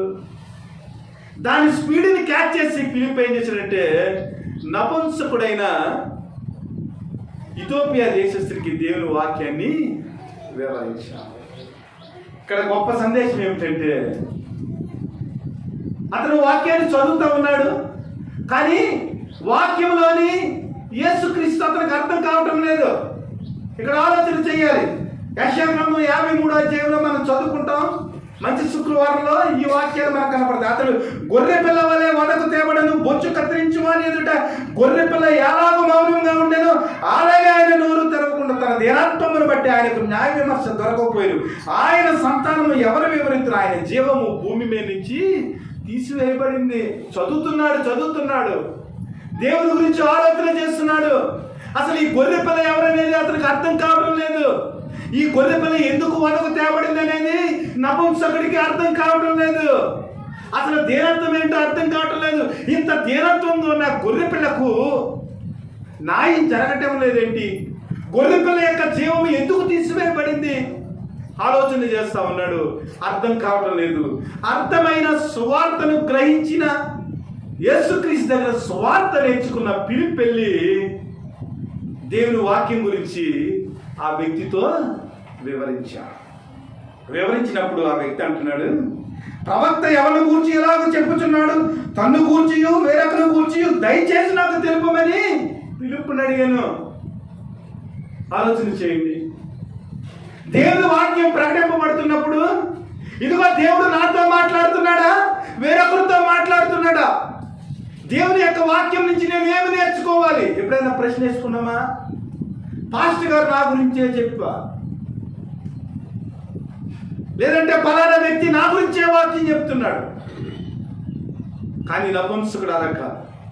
దేవుని యొక్క ఆత్మ చేత సంధింపబడిన వ్యక్తి, ప్రతిరోజు దేవుని వాక్యం గురించి ఆశపడుతున్న వ్యక్తి లేఖనాల్లో అదిగో గొర్రె పిల్ల నా కొరకు చనిపోయిందా, వేరొకరి కొరకు చనిపోయిందా, దయచేసి నాకు చెప్పు, ఈ లేఖనం ఎందుకు రాయబడి ఉంది? ప్రభువైన యేసుక్రీస్తు వారు గొర్రె పిల్లగా ఎందుకు చనిపోయారు? నా గురించా, నీ గురించా, అసలు ఎవరి గురించి? ఇది నాకు తెలియాలన్నాడు. వెంటనే ఫిలిప్పు నోరు తెరచి లేఖనములను అనుసరించి అతనికి యేసును గూర్చిన సువార్త ప్రకటించి. దేవుని బిడ్డలారా, మన జీవితంలో లేఖనాలను గ్రహించి యేసుక్రీస్తు గురించి తెలియని వ్యక్తులకు నోరు విప్పి యేసుక్రీస్తు మన కొరకు చనిపోయాడని వారంలో ఎంతమందికి మనం చెప్తున్నాం? మన నోరు విప్పి దేని గురించి మనం మాట్లాడుతూ ఉన్నాం? జీవ మరణములు నాలుక వశం అన్నాడు సామెతల గ్రంథంలో. నీ నోటు ఫలము చేత నువ్వు తృప్తి పొందినవన్నాడు. నాలుక అగ్ని వంటిది, దానికి నరం లేదు, కానీ ప్రపంచాన్ని అంతటిని కూడా ఒక్క దెబ్బలో కాల్చేస్తుంది. విశ్వాసమైన మనము దేవుని యొక్క చిత్తాన్ని గ్రహించి దేవుని యొక్క ఇష్ట ప్రకారము మన నాలుకను దేని కొరకు ఉపయోగిస్తున్నాం? పిలుపు నోరు తెరిచి ఆ లేఖనములను అనుసరించి అతనికి యేసును గూర్చి సువార్త ప్రకటించి. దేవుని బిడ్డలారా, దేవుని యొక్క శిష్యులకు పరలోక రాజ్యంలో 12 సింహాసనాలు ఎలా వచ్చినాయి అంటే ఇదన్నమాట. ప్రభా, గాజాకి నేను ఎందుకు వెళ్ళాలి ప్రభా? ప్రభా, నాకు చెప్పులు లేవు ప్రభా, రాళ్ళు ప్రభా, రప్పలు ప్రభా, అరణ్య మార్గం ప్రభా, పులి వచ్చేస్తారేమో ప్రభా, అక్కడ ఏదైనా విష జంతువులు ఉంటాయేమో ప్రభా, నేను ఎలా వెళ్ళాలి? అడగలేదు. దూత వచ్చి చెప్పింది నువ్వు వెళ్ళాడు అంతే. పరిగెత్తుకుని పోయి, లేచి పరిగెత్తుకుని పోయి నోరు విప్పి యేసును గూర్చిన సువార్తను ప్రకటించి దేవునికి ఇష్టమైన కుమారులుగా జీవించాలంటే మన జీవితంలో ఈ ఆశ కావాలి.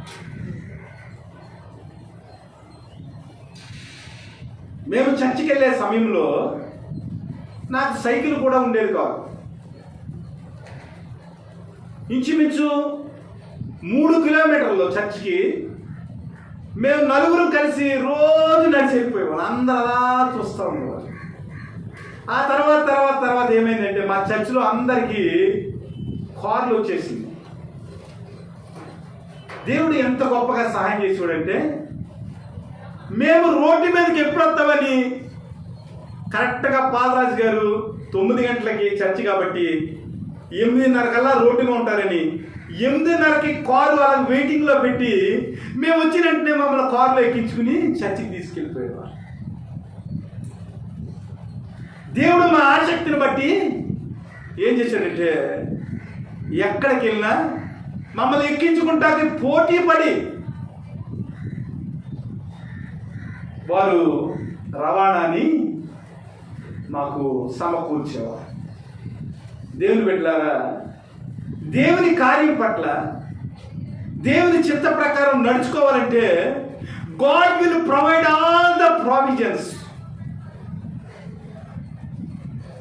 What you have to require. నీవు దేవుని పని చేయాలని, దేవుని ఇష్ట ప్రకారం జీవించాలని నువ్వు అనుకుంటే సమస్తాన్ని మన కొరకు సమకూర్చే దేవుడు. ఆయన కుమారుడినే మన కొరకు బలి ఇచ్చిన వాడు మన కొరకు వసతులు ఎందుకు కల్పించడు? ఆలోచన చేయాలి. ఇక్కడ ఇద్దరు గురించి మనం ఆలోచన చేసినట్లయితే, అక్కడ ద్రాక్ష తోటకి వెళ్ళి పనిచేయమన్నప్పుడు 2 కుమారులు కూడా వారిద్దరూ తిరస్కరించిన వారే. తర్వాత మారు మనసు పొంది దేవుణ్ణి తిరస్కరించిన వారు దేవుని యొక్క ప్రేమను అర్థం చేసుకుని యోహాను చేత బాప్తిసం పొంది పరలోక రాజ్యానికి అర్హత సాధించారు.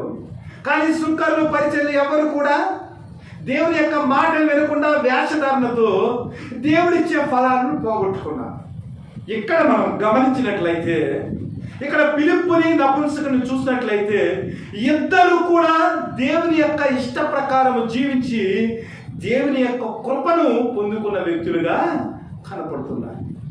ఒక వ్యక్తి దేవుని యొక్క వాక్యాన్ని విని దేవుని అంగీకరించి, ఇదిగో ఇక్కడే నాకు ఇదిగో నీళ్లు కనపడ్డాయి, ఇక్కడే నాకు బాప్తిస్మం అంటే దేవుని యొక్క మాటకు విధేయత చూపించటంలో ఉన్న ఆసక్తి.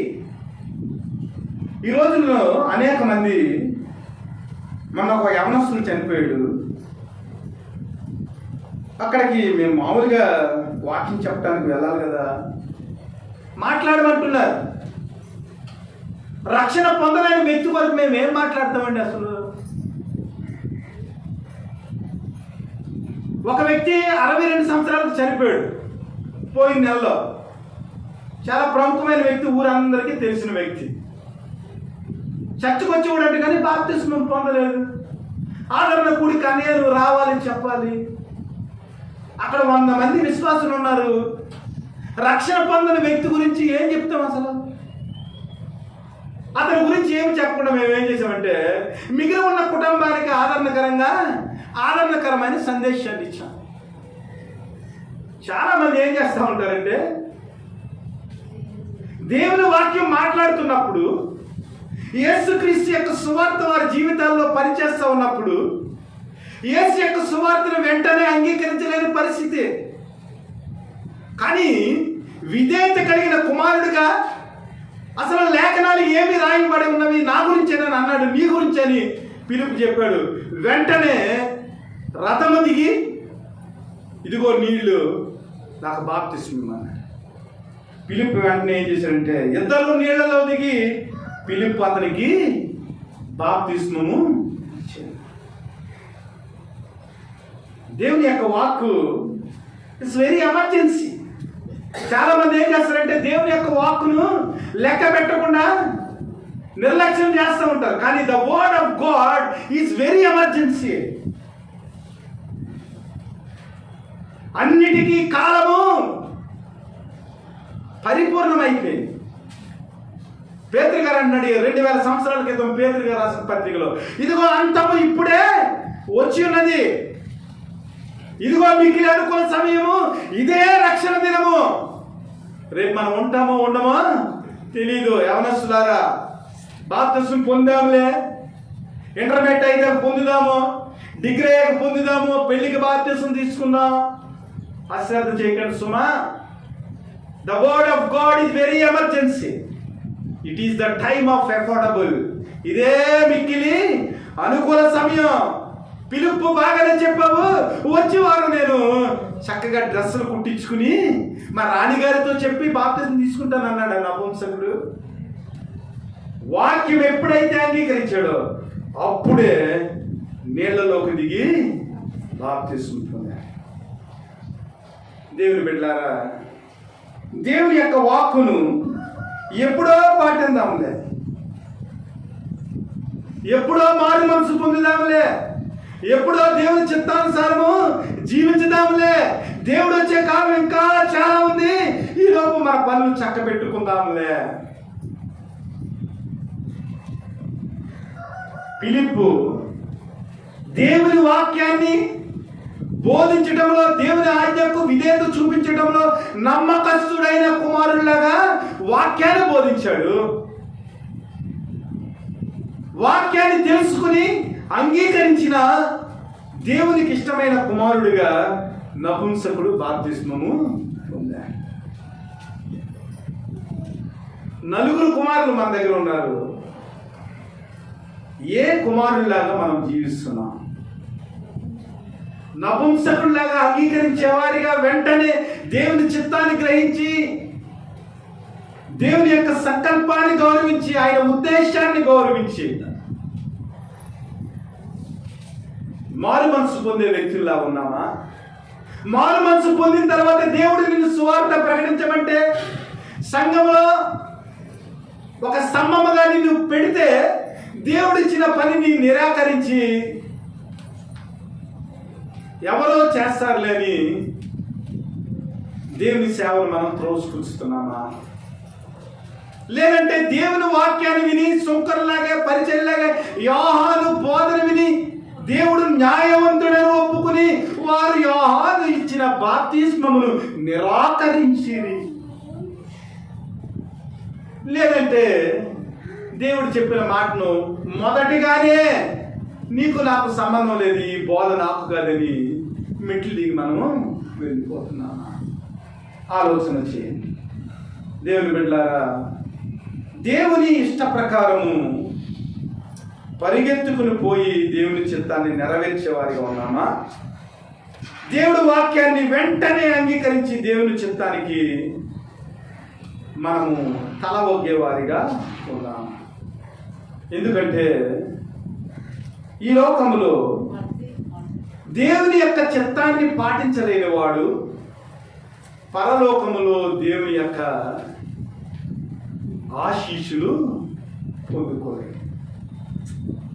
ఈ లోకంలో దేవుని యొక్క చిత్తానుసారముగా దేవుని ఇష్టానుసారముగా ప్రవర్తించలేని వాడు, నడుచుకోలేని వాడు పరలోకములో దేవుని యొక్క ఫలాలను అందుకోలేడు. ప్రభువైన యేసుక్రీస్తు వారు బోధించారు, ఇక్కడ పరిశుద్ధాత్మ దేవుడు బోధించాడు, ఇప్పుడు తండ్రి కూడా బోధిస్తున్నా. కీర్తన 1.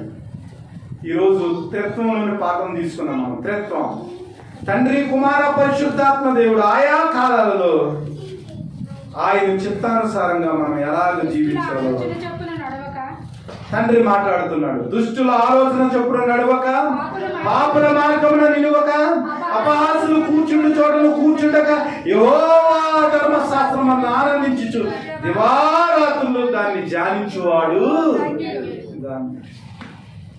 దేవుని ఇష్ట ప్రకారం జీవించే వ్యక్తుల గురించి, దేవుని ఇష్టానుసారంగా ఎలా నడవాలండి, దేవునికి ఇష్టమైన కుమారులుగా ఎలాగ జీవించాలండి? ఇక్కడ 3 మాటలు. ప్రవర్తన ఎలా ఉండాలంటే, దుష్టుల ఆలోచన చొప్పున నడవక, పాపుల మార్గమున నిలువక, అపహాసకులు కూర్చుండు చోటను కూర్చుండక.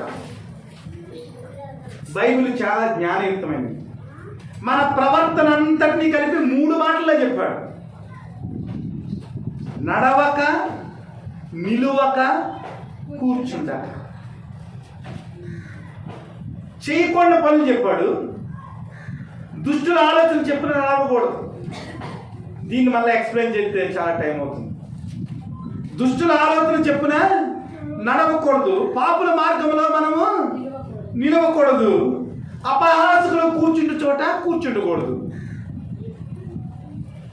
ఇవన్నీ చేస్తూనే మనం చేయవలసిన పని కూడా ఒకటి ఉంది. అదేమిటంటే, యెహోవా ధర్మశాస్త్రమునందు ఆనందించుచు దివారాత్రము దాన్ని ధ్యానించువాడు ధన్యుడు.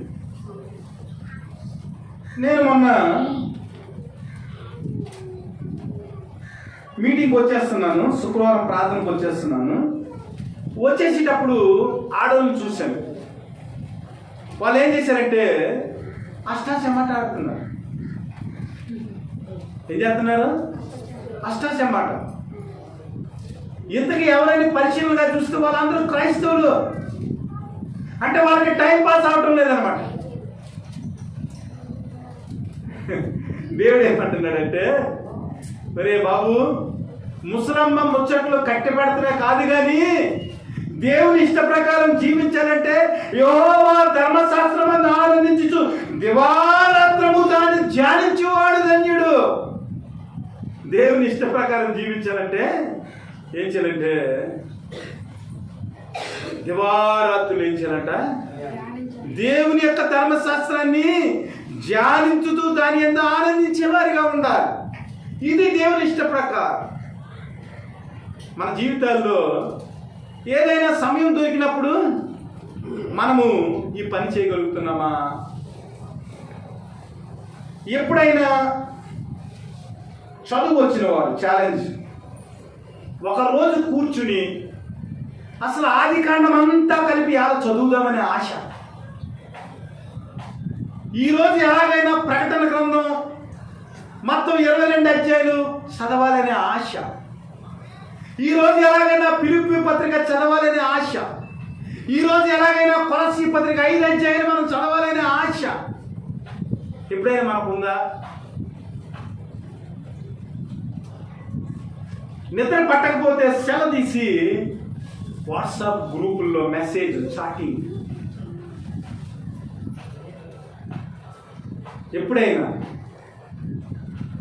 చదువు వచ్చిన వారంగా ఒక రోజులో ఒక గ్రంథాన్ని మనం ఆలోచన చేసి ఆ గ్రంథంలో ఉన్న దేవుడు మనతో మాట్లాడిన ఆ పాయింట్స్ అన్ని ఒక నోటు బుక్లో మనము దాన్ని రాసుకుని దాని మీద చేతులు పెట్టి, ఇదిగో ప్రభా ఆదికాండంలో అబ్రహాముకి ఇచ్చిన వాగ్దానం ప్రభా, ఇదిగో ఆదికాండంలో నోవాకి ఇచ్చిన వాగ్దానం ప్రభా, ఇదిగో ఆదికాండంలో ప్రభా ఆదాముకి ఇచ్చిన వాగ్దానం ప్రభా, ఇదిగో మీరు ఫలించి భూమిని నిండించి ఈ లోకాన్ని ఏలమని చెప్పావు ప్రభా.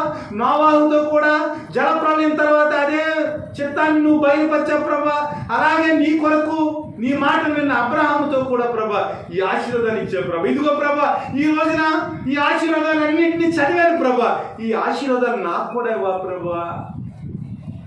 ఎప్పుడైనా ఒక 50 అధ్యాయాలు, ఆదికాండంలో 50 అధ్యాయాలు ఎప్పుడైనా మనం చదివేమా? ఒక కలెక్టర్ గారు తన పని తాను చేసుకుంటూ జిల్లాకు అధికారిగా ఉంటూ 3 నెలలకు ఒకసారి బైబిల్ కంప్లీట్ చేస్తాడంట. కలెక్టర్ గారికి అసలు ఎంత పని ఉంటుందండి? అసలు జిల్లా అంతటికి అధికారి, కానీ ఆయన ఏం చేస్తున్నాడంటే 3 నెలలకి మొత్తం 66 పుస్తకాల్ని కంప్లీట్ చేసేస్తున్నాడు. అందుకే నేను కలెక్టర్ అయ్యాను. మొదట నా నీతిని నా రాజ్యమును వెతకుడి, అప్పుడు మీకు అన్నీ అనుగ్రహించబడును. ఏమర్థమవుతుంది వాక్యాన్ని చదివితే దేవుడు ఏం చేస్తాడంటే తన ఆత్మను పంపి, పిలుపును పంపి నీకు వాక్యాన్ని ఆయన బోధిస్తాడు. బోధించినప్పుడు నీ జీవితంలో ఆశీర్వాదం వస్తుంది. ఎన్ని ఆశీర్వాదాలు తెలుసా? దేవుని వాక్యంలో ఆశీర్వాదాలు. దివారాత్రులు ధర్మశాస్త్రాన్ని కనుక నువ్వు చదువుతూ ఆనందించినట్లయితే, దుష్టుల మార్గంలో నువ్వు నడవక, పాపుల మార్గంలో నిలువక, అపాసులు కూర్చుంటు చోట నువ్వు కూర్చుండక, దేవునిలో నువ్వు గడిపినట్లయితే, దేవునికి ఇష్ట ప్రకారం నువ్వు జీవించినట్లయితే, అతడు నీటి కాలువల ఎవరు నాటబడినదే, ఆకువాడక తన కాలమందు ఫలమిచ్చు చెట్టు వలె నుండు, అతడు చేయనిదంతయు సఫలమగును. దేవుని స్తోత్రం. నువ్వు ఎలా కనుక చేస్తే నీటి కాలువల ఎవరు నాటబడినదే, ఆకువాడక తన కాలమందు ఫలమిచ్చు చెట్టు వలె అతడు చేయనిదంతయు సఫలమగును. ఏం అర్థమవుతుంది వాక్యం? మొదట నా నీతిని నా రాజ్యం వెతకమంటే ఏమర్థమవుతుంది మనకు వాక్యం?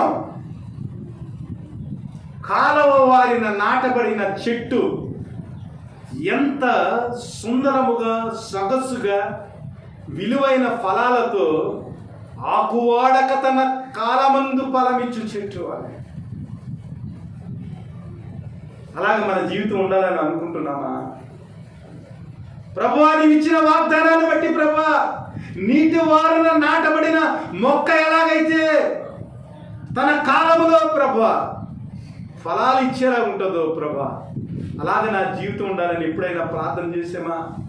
అసలు ఈ వాక్యం చదివితే ప్రార్థన చేయాలనే దృష్టి మనకు వస్తుంది. అతడు చేయనదంతయు సఫలమగును.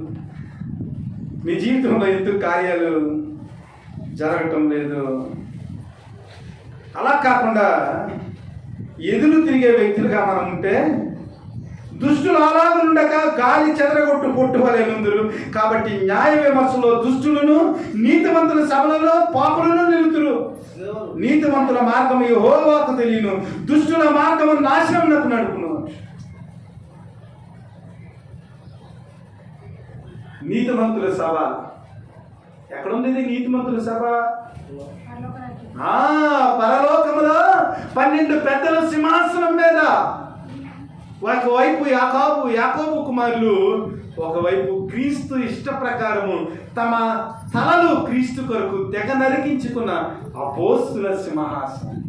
24 పెద్దలు నీతిమంతుల సభలో పాపులు నిలువరు. There is no place at the place of righteousness.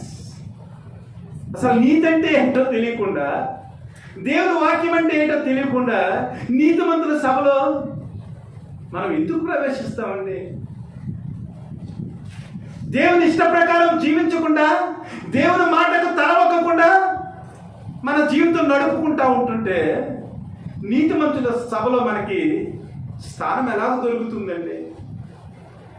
దేవుని బిడ్డలారా, ఆలోచన చేయండి. దేవుని మాట వినటానికి, దేవుని ఆరాధించటానికి, దేవుని మాటను పాటించటానికి మనకు ఆసక్తి ఉందా? సత్యాన్ని తెలుసుకోవాలనే ఆశ నపుంసకుడైన ఇతోపీడికి ఉందండి. నపుంసకుడి జీవితము ఎడారిలో అరోహ వృక్షం లాంటిది. అసలు ఎందుకు బ్రతుకుతున్నాడో తెలియని పరిస్థితి నపుంసకుడు. నీకంటే మగవాడి కింద, ఆడవాడి కింద నీవు ఉంటే నీకు పెళ్ళి అవుతుంది, బిడ్డలు కలుగుతారు, వారి వరకు నువ్వు బ్రతికే అవకాశం ఉంది. కానీ ఎవరి కోసమో ఎందుకోసమో బ్రతకటానికి విలువలేని జీవితం నపుంసకుడి జీవితం. అలాంటి వ్యక్తి దేవుని వాక్యం పట్ల ఆశ కలిగి ఉంటే, బిడ్డలున్న నీకు, నీ బిడ్డలు ఆశీర్వదింపబడాలని, నీ భర్త మారాలని, నీ భార్య మారాలని, ఒక కుటుంబము ఉన్న నీవు దేవుని ఆశీర్వాదాల కొరకు ఎలాంటి ఆసక్తి కలిగి ఉన్నావు? దేవుడు ఏమన్నాడు తెలుసా నపుంసకుల గురించి? యెషయా గ్రంథంలో రాయబడి ఉంటుంది. ఈ వాక్యం ట్రైన్లో ప్రతిరోజు చెప్తాను. నా దగ్గరికి 10 రూపాయలు అడుక్కుంటా వచ్చినావు. దేవుడు మీ కొరకు ఒక మంచి వాగ్దానం ఇచ్చాడు తెలుసంటే, ఒక నపుంసకుడు అన్నాడు, అన్న నాకు తెలుసా అన్నాను. ఎక్కడ ఉందా తమ్ముడు అన్నాను. యెషయా గ్రంథంలో ఉందని. ఏంటి చెప్పాను?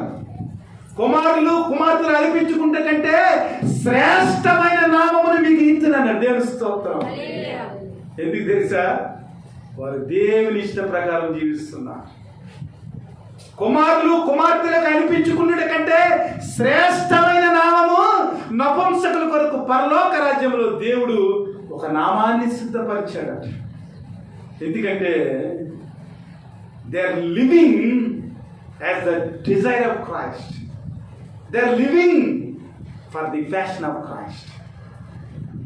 చిలమ్మ నువ్వు ఎందుకురా బొట్టెట్టుకున్నావు అని అడిగితే, అన్న నేను బ్రతకాలి కదన్నా, అందుకే నేను బొట్టెట్టుకున్నానన్నా, నేను బాప్తిసం తీసుకున్నానన్నా, ఆదివారం మట్టికి టైంలో నేను అడుక్కోనన్నా, ఆరాధనకి వెళ్తానన్నా.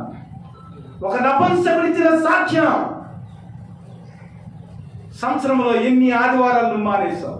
ఎన్ని ఆదివారాలు, ఎన్ని మొదటి ఆదివారాలు నువ్వు రొట్టె ద్రాక్షరసాన్ని ఎగ్గొట్టావు? What is your fashion? What is your desire for the Christ? Being as a loving son of the God. దేవుని ఇష్ట కుమారుడుగా, విమోచించబడిన వాడిగా, ఆశ్రదింపబడిన వాడిగా, దేవుని చేత అంగీకరింపబడిన వాడిగా, వాక్యం ఎడల, దేవుని సత్యం ఎడల నీ ఆసక్తి ఏమిటి? ఒక నపుంసకుడికి ఉందండి ఆసక్తి. అందుకనే కుమార్తెలు కుమారుల కంటే శ్రేష్టమైన నామాన్ని మీకు పెడతాను, నా ప్రాకారములలో మీకు స్థలాన్ని సిద్ధపరుస్తాను.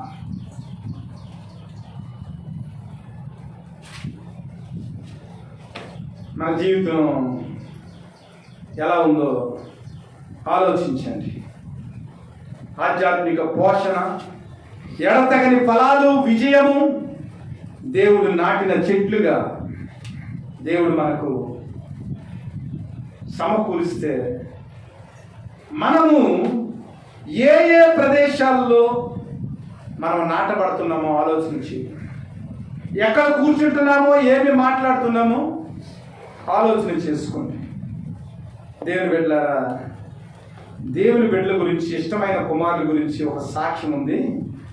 రోమా పత్రిక 16వ అధ్యాయం 4వ వచనం. వారు నా ప్రాణము కొరకు తమ ప్రాణమును ఇచ్చుటకై నేను తెగించిరి, మరియు వారి ఎంట ఉన్న సంఘములకు వందనములు చెప్పుడు. నేను మాత్రం కాదు, అన్యజనుల్లోని సంఘములందరూ వారికి కృతజ్ఞునై ఉన్నాను. ఆసియాలో క్రీస్తుకు ప్రథమ ఫలమై ఉన్న నా ప్రియుడకు ఎఫైనెట్కు వందనములు అంటున్నాడు. లిస్టు దేవుని ఇష్ట కుమారులుగా వారి గురించి సాక్ష్యం. ఇదిగో సువార్త నిమిత్తము, నా నిమిత్తము తన ప్రాణములు కూడా లెక్క చేయని వ్యక్తులు ఉన్నారు. క్రీస్తుకు ప్రథమ ఫలమై ఉన్న నా ప్రియుడకు ఎఫైనెట్కు వందనములు అంట. క్రీస్తు కొరకు ప్రాణాలు ఇచ్చిన వారండి. క్రీస్తుకి ప్రథమ ఫలమై ఉన్న, ఎక్కువగా రాయబడలేదు కానీ వారి టైటిల్ చూడండి. దేవుడు వారికి ఇచ్చిన టైటిల్ క్రీస్తుకు ప్రథమ ఫలమై ఉన్న, క్రీస్తు కొరకు ప్రాణములు పెట్టిన. ఇంకా చూసినట్లయితే క్రీస్తునందు మన జత పనివాడు ఓర్పాను. ఇంకా కింద చూసినట్లయితే క్రీస్తునందు యోగ్యుడైన అబెల్లేకు, ప్రభువునందు ఏర్పరచబడిన రూపునకు. Do you have the title before your name? నీ పేరుకు ముందర ప్రభు అన్న టైటిల్ ఇచ్చాడా? ఇదిగో నా కొరకు ప్రాణం పెట్టిన ఓర్పాను, ఇదిగో నా కొరకు ప్రథమ ఫలమైన ఎఫైనైట్, ఇదిగో నా కొరకు ఏర్పరచబడిన రూపస్సు, ఇదిగో నా యందు యోగ్యుడైన అబెల్లే. మనకి టైటిల్ ఉన్నావా? ఆలోచన చేయండి. రేపొద్దున్న ప్రభు యొక్క బహుమతులు ప్రధానోత్సవం ఉంటుంది. ఆ ప్రధానోత్సవంలో ఒక టైటిల్ ఉంటుంది. ఎవరికైనా మనం సన్మానం చేసినప్పుడు ఇదిగో పలానా వ్యక్తి పలానా అపర భగీరథుడు, అపర భగీరథుడు అనే బిరుదు ఒకరికి ఉంది. ఎవరు తెలుసా? భగీరథుడు అంటే పురాణాల్లో ఆకాశంలో ఉన్న గంగను నేల మీద తీసుకొచ్చాడు. ఎవరు? భగీరథుడు. మనకు తెలుగు పాఠాలు కూడా సరిగా రావు. ఈ టైటిల్ని ఒక క్రిస్టియన్కి పెట్టారు. ఎవరంటే ఆయన ధవళేశ్వరంలో ఆయన విగ్రహం ఉంది. ధవళేశ్వరంలోనే కాదు, గోదావరి జిల్లాలో ఇంచుమించు అంబేద్కర్ విగ్రహం ఎక్కడ ఉంది అక్కడ ప్రతి దిక్కున కాటన్ గారి బొమ్మ కూడా ఉంది. అపర భగీరథుడు. కొండవరంలో కూడా ఉంది. వర్షం వచ్చినప్పుడు నీళ్ళన్నీ సముద్రంలోకి పోతున్నాయి. గోదావరి డెల్టాల్లో ప్రజలందరూ కరుగుతూ ఉన్నారు. ఈ కాటన్ దొర గారు చరిత్ర రూపస్కర్ అనే వ్యక్తి రాశారు. రాజమండ్రిలో మహాదైవజనుడు. వాళ్ళ యొక్క మనవరాల దగ్గరికి అమెరికా వెళ్ళి ఇంటర్వ్యూ చేసామని రాశాడు. దాన్ని మన శ్యామ్ కుమార్ గారు ఇంగ్లీష్లో రాసిన దాన్ని శ్యామ్ కుమార్ గారు నేను కలిసి తెలుగులో ట్రాన్స్లేషన్ చేసి గోదావరి జిల్లాలో భోజనం లేదు, కరువు. వైజాగ్లో చర్చి కడతాకు వచ్చాడు కాటన్ దొర గారు, చాలా యవనస్తుడు. వైజాగ్లో 3 రోజులు వర్షం కురిచింది. వైజాగ్ అంతా మునిగిపోయింది. ఒక రోజులో చూస్తే నీరంతా సందులోకి వెళ్ళిపోయింది. తర్వాత ఎవరికి పంటలు పండించుకుంటానికి నీరు లేదు. ఆలోచన చేశాడు. గుర్రం ఎక్కి సర్వే చేశాడు. కోనసీమలో అందరూ కూడా మరణిస్తున్నారు. వాళ్ళందరికీ ఒక మాట చెప్పాడు. అయ్యా, బ్రిటిష్ గవర్నమెంట్ నుంచి నేను డబ్బులు తెస్తాను, మీరందరూ కాటన్ బ్యారేజ్ కట్టేదానికి మీరేం చేయాలంటే ఒక ₹10 ఇమ్మన్నాడు 1945 సంవత్సరంలో. అలాంటి పరిస్థితుల్లో కోనసీమలో ఉన్న రైతులకు ₹10 కూడా లేని పరిస్థితి. కాటన్ దొర గారు పూనుకున్నాడు. కాటన్ బ్యారేజీ కట్టాడు, నీటిని నిల్వ చేశాడు. ఈ రోజున ఆంధ్రప్రదేశ్ భారతదేశానికి అన్నపూర్ణ అయింది. The only one man having the passion of Christ for his people. దేవుడు సృష్టించిన ప్రజలు దేవుని కొరకు వారు జీవించాలి, ఎలాగైనా వారి జీవితంలో దారిద్ర్యాన్ని పోగొట్టాలని కంకణం కట్టుకుని దేవుని ప్రేమ చేత కాటన్ బ్యారేజ్ కట్టి ఈ రోజున ప్రపంచానికి భోజనాన్ని అందించిన గొప్ప దేవుని ప్రియమైన కుమారుడుగా కాటన్. అందుకనే ఆయన పేరుకు ముందే ఉంటుందండి, అపర భగీరథుడు కాటన్.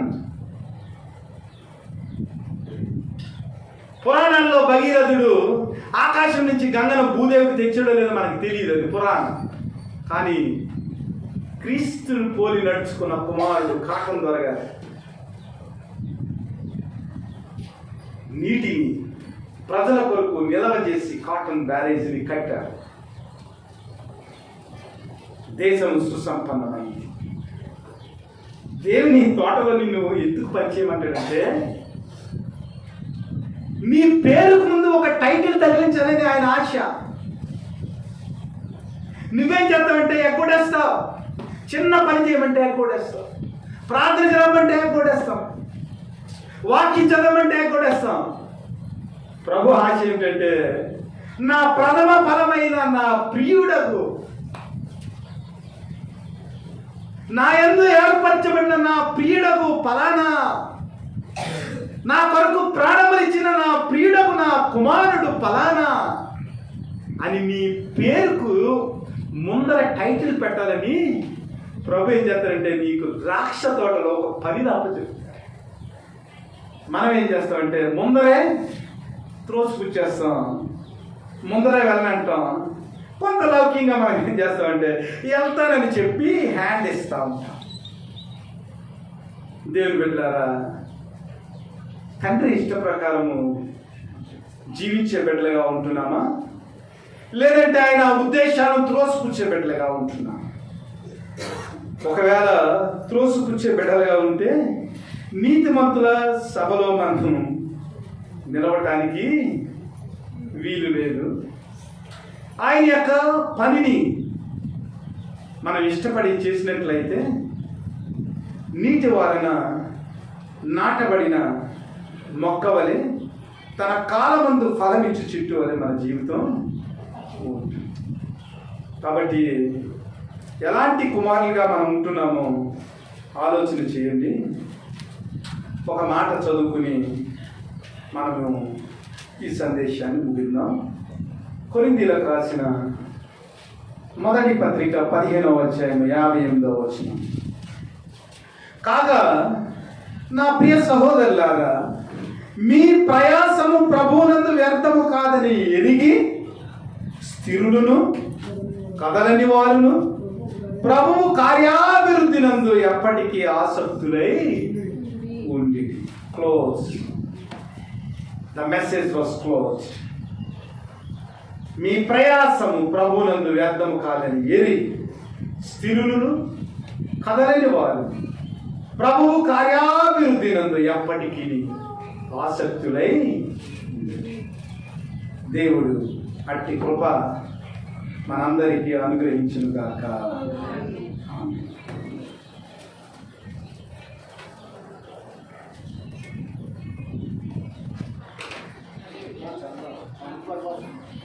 పనుకుల పాట ఎవరన్నా స్పెషల్ పాట.